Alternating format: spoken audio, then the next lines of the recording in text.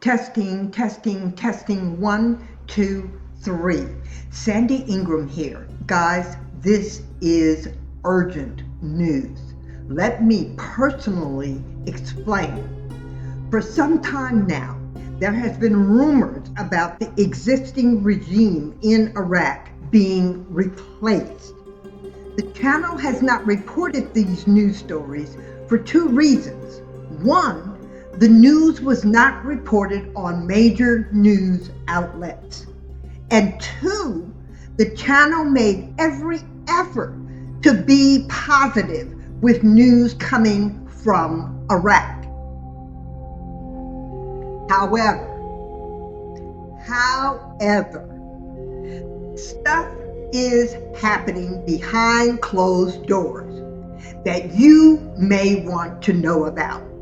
First of all, only some of the Iraqi people, I repeat, only some of the Iraqi people are happy with the existing prime minister or the Iran-backed Iraqi parliament. Having established this factor, here is what is happening. In the background, tensions are rising as people brace for changes that could reshape Iraq, the country. Many Iraqi people believe the return of Donald Trump as U.S. president will lead to the collapse of the current government in Baghdad. Now, there has been a lot of stuff going on. The channel has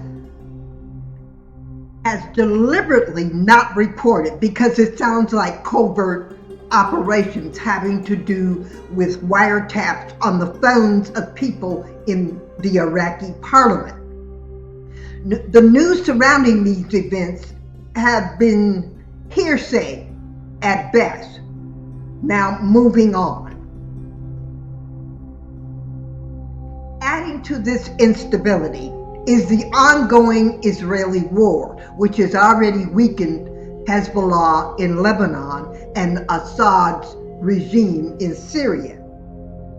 Iraqis fear that the conflict could spill over into their country. And as you know, the rebels overran and took over Syria. Iran-backed militants in Iraq are preparing for possible attacks from Israel. Now, these groups have moved their headquarters, relocated weapons, and increased security for their leaders, anticipating an Israeli strike within Iraq. The Iraqi government has issued warnings cautioning that any attacks on these militants could lead to widespread conflict. Officials have been called for an emergency meeting of the Arab Legion to discuss the looming threat. But don't forget, there is a large number of Iraqi people who are not in support of the existing government, who appear to be listening to Iran's demands. But here's the deal. Meanwhile, Dr. Jamal Mustafa, the son-in-law of the former Iraqi leader Saddam Hussein, has been speaking about Iraq's future. He's viewed by some as a potential leader if or when the current regime collapses. Dr. Mustafa, who lives in Qatar with his wife, who is Saddam's youngest daughter, has been in talks with Arab and Western countries preparing for a possible return to Iraq to lead a new government. Adding to the mix, prominent Iraqi comedian Ahmed al-Bashar, al-Bashir, has made headlines by predicting the end of the current regime. Known for his funny takes or talks on politics, al-Bashir, I'm not sure how to pronounce that, hinted that he might soon return to Iraq, suggesting that the country's leadership is nearing its final day. Now, his comments have sparked widespread debate, with many questioning the future of the political landscape in Iraq.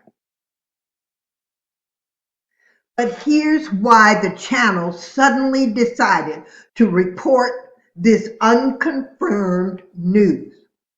On the financial side, there is unusual activity as militants withdraw large sums of money, converting their money into gold or real estate. Observers believe this is an attempt to safeguard their wealth from potential sanctions, especially given Trump's history of freezing militant assets during his first term. These moves suggest growing uncertainty and fear among militant leaders. Now, did you get that? They are wealthy and they're moving their money into real estate, and the original article said that they are putting the real estate in a family member or someone else's name, but they are also buying gold. Experts warn that Israeli airstrikes, similar to those targeting Hezbollah, could devastate Iraq's militias and possibly lead to the collapse of the current government. Now, hear my words. It is believed that if Israel attacks Iraq, the existing government will collapse. This may be a safe belief because the existing government has not controlled the efforts of the militants who have continued to send missiles to Israel from Iraqi soil. But get this, Iran, who supports these militant groups, has reportedly told Iraq to prepare for the worst.